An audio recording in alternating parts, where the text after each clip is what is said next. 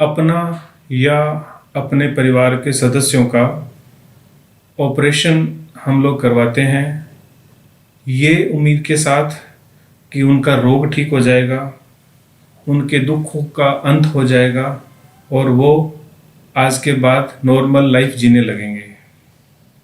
लेकिन इसके विपरीत होता ये है कि ना तो रोग जाता है, ना उनके दुखों का अंत होता है और बहुत बार हमें अपने परिवार के सदस्य को खोना पड़ता है। ऐसा मैंने जब इस टॉपिक पर रिसर्च करते टाइम देखा तो पाया कि दुनिया भर में 42 लाख लोग एक साल में ऑपरेशन कराने के 1 महीने के भीतर ही अपनी जान से हाथ धो बैठते हैं। रोग ठीक नहीं होता ये आपने देखा है, उनकी पीड़ाओं का अंत भी मोस्ट ऑफ द टाइम्स नहीं होता ये भी आपने देखा है। आज के इस वीडियो में मैं डॉक्टर A.K. लाडूना आपके लिए लेके आया हूं ऑपरेशन की कॉम्प्लिकेशंस क्या हैं उनके बारे में जानकारी। ये जानना आपके लिए बहुत ही आवश्यक है। ये जानकारी आपको सामान्यतया कोई भी डॉक्टर या प्लेटफॉर्म नहीं देगा क्योंकि ये छुपाने का विषय है, बताने का नहीं है। तो आइए इस जर्नी पे चलते हैं, जानते हैं ऑपरेशन के बाद क्या क्या हो सकता है। ऑपरेशन करना हमेशा न तो जरूरी होता है और न ही ये है कि हर बीमारी का इलाज अंत में ऑपरेशन ही हो। एक एस्टिमेट के मुताबिक 70% ऑपरेशंस बचाए जा सकते हैं, उनको अवॉइड किया जा सकता है और जो बचा हुआ प्रतिशत है उसी का फायदा उठा करके सर्जन हमारी जान के साथ खेल रहे हैं। ऑपरेशन के बाद होने वाली जो कॉम्प्लिकेशंस हैं ऐसा नहीं है कि डॉक्टर उनको करना चाहते हैं। कभी कभी नेग्लिजेंसी हो सकती है, लेकिन मैं नहीं मानता कि कोई भी व्यक्ति जानबूझ के ऑपरेशन में कोई गलती करेगा, नेग्लिजेंसी करेगा। लेकिन कॉम्प्लिकेशंस ऑपरेशन के स्वाभाविक अंग बन गए, यानी कि ऐसा अपरिहार्य है, ऐसा होता ही है। एक अनुमान के मुताबिक और बहुत सारी स्टडीज के मुताबिक भी 1000 ऑपरेशन में लगभग 19 लोग अपनी जान से हाथ धो बैठते हैं और कॉम्प्लिकेशंस तो पूछने की बात ही नहीं है। जब आप जानेंगे तो मन खराब हो जाएगा, दिल दहल उठेगा कि ऑपरेशन के बाद क्या क्या होता है। सबसे प्रमुख जो चीज है ऑपरेशन के बाद, सिंपल कि काटा तो जाएगा ना, इंसिजन का इन्फेक्शन यानी कि ऑपरेशन वाली जगह पे इन्फेक्शन हो जाना, उस जख्म का ठीक ना हो पाना, एडिजेंस हो जाना, डिसफिगरिंग हो जाना, टेढ़ा मेढ़ा हो जाना और इन्फेक्शन का दूसरे अंगों तक फैल जाना, ये कॉमनेस्ट कॉम्प्लिकेशन है। और कभी कभी उस फैले हुए इन्फेक्शन की वजह से जान चली जाती है, डेथ हो जाती है। कैंसर के बाद हो रहे अधिकांश सर्जरीज के कॉम्प्लिकेशन के रूप में इन्फेक्शन ही होता है। बहुत बार पेशेंट सर्जरी को एज ए सिलेक्टिव या ऑप्टिव सर्जरी करके, यानी कि चुना था उन्होंने सर्जरी को, और कॉम्प्लिकेशन के रूप में इन्फेक्शन हुआ और इन्फेक्शन से पेशेंट की डेथ हो जाती है। इन इन्फेक्शंस की मुख्य वजह है ड्रग रेजिस्टेंट इन्फेक्शन होना, यानी कि दवाइयां और एंटीबायोटिक काम ही नहीं करते हैं।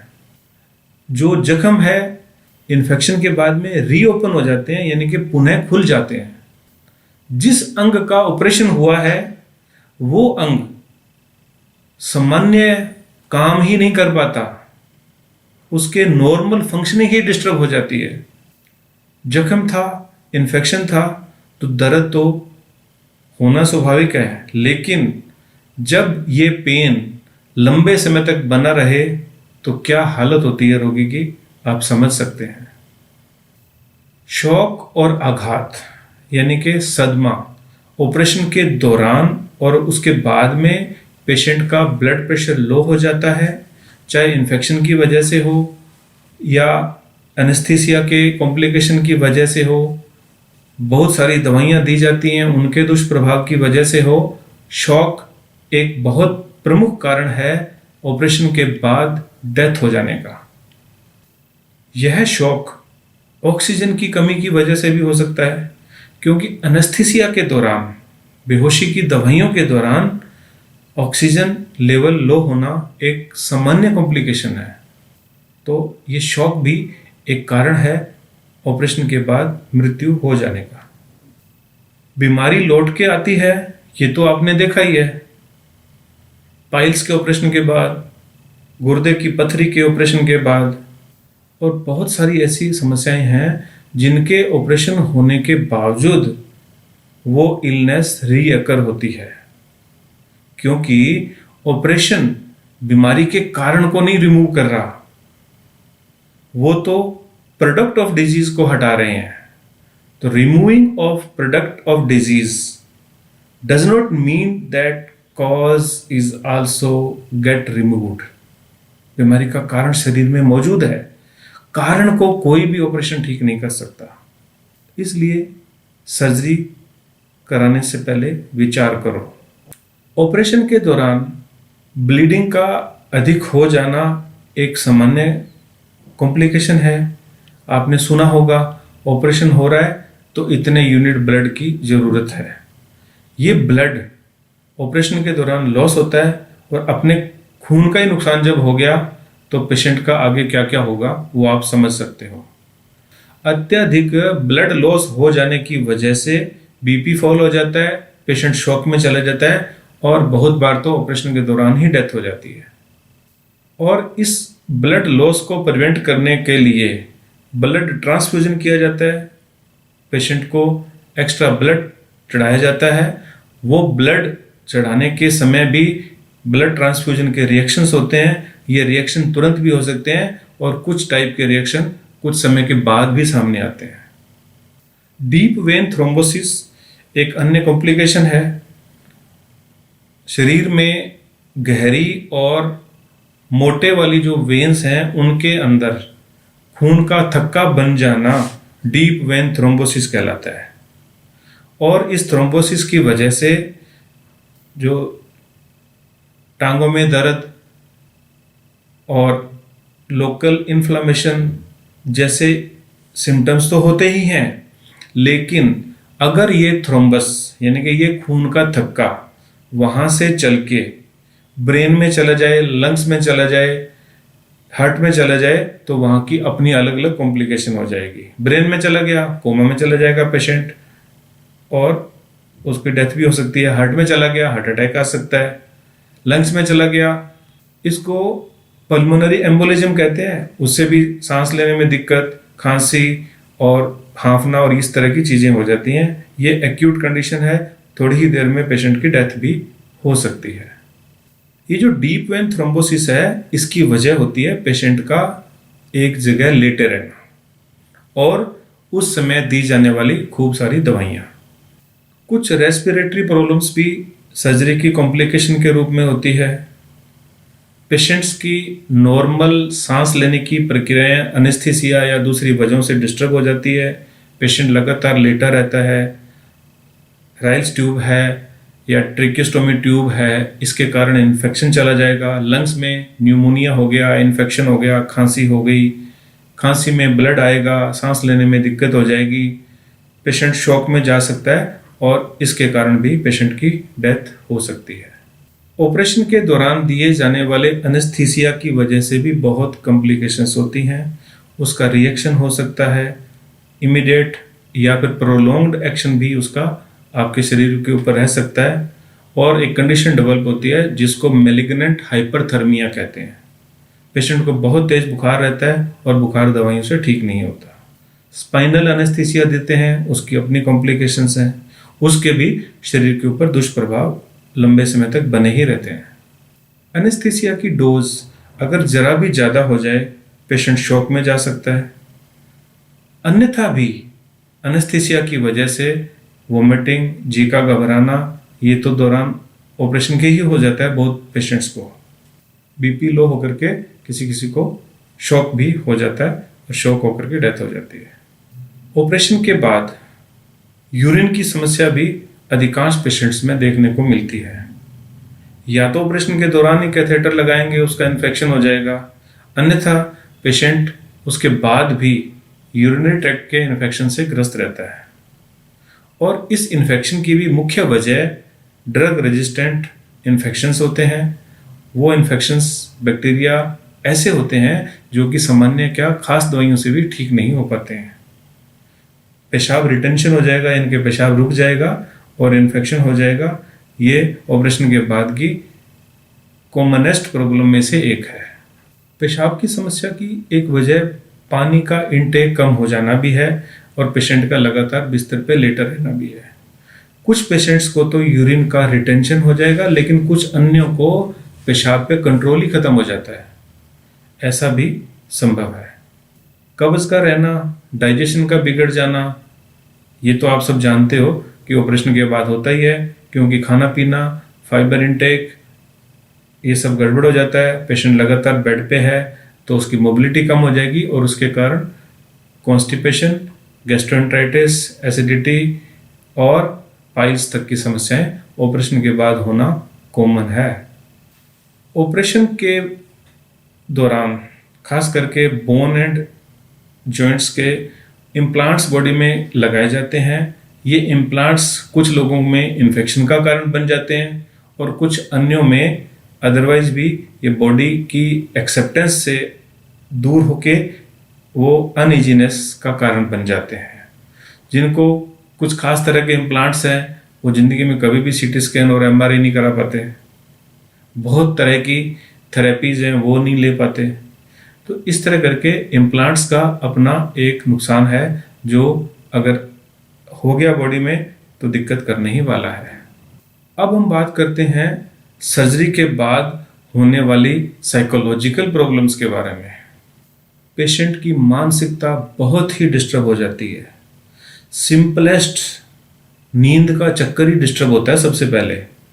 या तो पेशेंट शुरू में दी गई ओवरडोज ऑफ ट्रैंक्विलाइजर्स और स्लीपिंग मेडिसिन की वजह से सोया ही रहेगा। जब उन दवाइयों को हटाया जाता है तो पेशेंट की नींद गायब हो चुकी होती है। पेशेंट को नींद नहीं आना ऑपरेशन के बाद बहुत ही आम समस्या है। और पेशेंट को एंग्जाइटी यानी कि घबराहट और डर रहना, वो अपनी मौत को छू के निकला हुआ होता है। उसको ऑपरेशन, हॉस्पिटल, डॉक्टर के नाम से ही आतंक हो जाता है। इतना डर बैठ जाता है लोगों को सर्जरी के बाद में। और इस लंबे समय तक आईसीयू में रहना, बेड में रहना, हॉस्पिटल में रहना, घर में भी लेटे रहना, ये सब कारण बन जाता है डिप्रेशन का। डिप्रेशन बहुत ही बुरी मानसिक स्थिति होती है जिसमें इंसान ना कुछ करना चाहता है, ना कोई बात करना चाहता है। उसके जीवन की सारी खुशियां खत्म हो चुकी है और वो निराशा के घोर अंधकार में चला जाता है। सर्जरी के बाद डिप्रेशन बहुत ही कॉमन प्रॉब्लम है। कुछ खास सर्जरीज के बाद तो कॉम्प्लिकेशन के रूप में डिमेंशिया लिखा हुआ है। डिमेंशिया, स्मृति का लोप हो जाना, याददाश्त भूल जाना, कंफ्यूज्ड रहने लग जाना, ये सर्जरी के कॉम्प्लिकेशन में लिखा हुआ है। डॉक्टर्स क्यों नहीं बताते हैं सर्जरी के कॉम्प्लिकेशन के बारे में? क्योंकि ये उनका धंधा है। वो लोग कुछ सर्जरीज जो हमारे लिए आवश्यक है उनके आड़ में जो जरूरी नहीं है, जहां बचा जा सकता है, उन सर्जरी को भी अटेम्प्ट कर देते हैं। मैंने अपनी प्रैक्टिस में अनेकों बार देखा है जहां सर्जरी की जरूरत नहीं थी और सर्जरी कर दी गई। और उसके बाद की जो कॉम्प्लिकेशंस है उनमें होम्योपैथी और होम्योपैथिक चिकित्सक का बड़ा शानदार रोल है। चाहे वो इन्फेक्शन हो गया हो, चाहे पेशेंट्स को मानसिक और साइकोलॉजिकल डिस्टर्बेंसेज हो गई हो, नींद की समस्या हो गई हो, इन सब में होम्योपैथी बहुत बढ़िया काम करती है। साधारण infection, drug resistant infection, urine का इन्फेक्शन, एडिजेंस तक मैंने पेशेंट्स को ठीक किया हुआ है, जो होम्योपैथिक दवाई के चमत्कार से कम नहीं है। मेरा उद्देश्य आपको ऑपरेशन से डराना नहीं है। मेरा उद्देश्य है आपको सजग करना, आपको अवेयर करना। जो काम सर्जन या हॉस्पिटल्स नहीं कर रहे हैं, आपको और हमें करने होंगे। आप अगर अपने आसपास किसी भी ऐसे व्यक्ति को देखे हों, वो एग्जाम्पल हो आपके लिए, लोगों को बताओ कि सर्जरी के बाद में उनका जीवन कैसा हो गया। सर्जरी के बाद जब बीमारी लौट के आ रही है तो आपको चिल्ला चिल्ला के लोगों को बताना चाहिए, ऑपरेशन कराने के बावजूद हमारी ये हालत है। अवेयरनेस पैदा करना हम सबकी ड्यूटी है। ऑपरेशन कराने से पहले आप सभी विकल्पों को जरूर तलाशें। होम्योपैथिक चिकित्सा एक शानदार विकल्प है ऑपरेशन का। हमारे इलाज से स्टोन्स के पेशेंट बिना सर्जरी के ठीक होते ही हैं, पाइल्स ठीक होती है। प्रेगनेंसी के दौरान अगर होम्योपैथिक ट्रीटमेंट नियमित रूप से अच्छे से दिया जाए तो अधिकांश सिजेरियन ऑपरेशन अवॉइड किए जा सकते हैं। बोन्स के फ्रैक्चर होने पर आजकल जो इम्प्लांट का प्रचलन हो गया है, कोशिश करो ज़्यादा दिन का रेस्ट करके और इम्प्लांट के बिना आप अपने टूटी हुई हड्डियों को रिपेयर करवाएं। आपको जल्दी नहीं होनी चाहिए, हील होने में तो वैसे भी टाइम उतना ही लगने वाला है, क्यों इम्प्लांट लगाना है बॉडी के अंदर। हार्ट डिजीजेस जो मैक्सिमम कॉज ऑफ डेथ है, उनके कुछ केसेस जहां जरूरी है उनको छोड़ दें, तो अधिकांश केसेस के अंदर आपको स्टंट लगाना या बाईपास की आवश्यकता नहीं होती है। अगर आप अपनी लाइफस्टाइल पे समय रहते ध्यान करें तो हार्ट के ऑपरेशन 70-80% तक अवॉइड किए जा सकते हैं आसानी से। और कैंसर की सर्जरी तो आप जानते ही हैं, मोस्ट ऑफ द पीपल में कैंसर के बाद जो सर्जरी कराई जाती है उससे पेशेंट्स ठीक होने का नहीं है। मोस्ट ऑफ द सर्जरीज के बाद में डिजीज रैपिडली स्प्रेड होती हुई देखी जाती है। कुछ स्टेजेस हैं जहां बहुत लोकलाइज्ड और एक कन्फाइंड एरिया में अगर मैलिग्नेंसी है, ठीक है, सर्जरी का रिजल्ट है। जीरो तो कुछ भी नहीं है। मैंने शुरू में कहा है कि उसी की आड़ में दनादन सर्जरियां किए जा रहे हैं। सर्जरी के बाद जब खास करके कैंसर के ट्यूमर की सर्जरी के बाद में कीमोथेरेपी दे देते हैं, और कीमोथेरेपी देने के बाद में जो जनरल कॉमन हीलिंग है वो उतनी बढ़िया नहीं रहती है। सेप्टिक होना, इन्फेक्शन होना कॉमन कॉम्प्लिकेशन है। और सर्जरी के बाद, खास करके कैंसर की सर्जरी के बाद जो डेथ होती है उनमें ज़्यादातर डेथ बिकॉज ऑफ इन्फेक्शन होती है।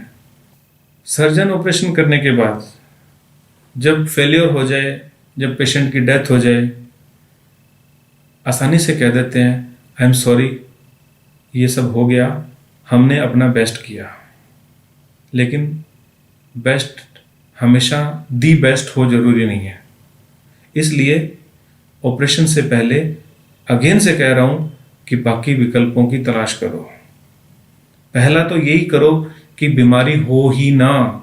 अपने लाइफस्टाइल, अपने खान पान में इतना अच्छा सुधार करके चलो कि डिजीज ही ना हो, और फिर सारे विकल्पों को एक एक करके देखें। बहुत जरूरी है, कोई चारा नहीं है।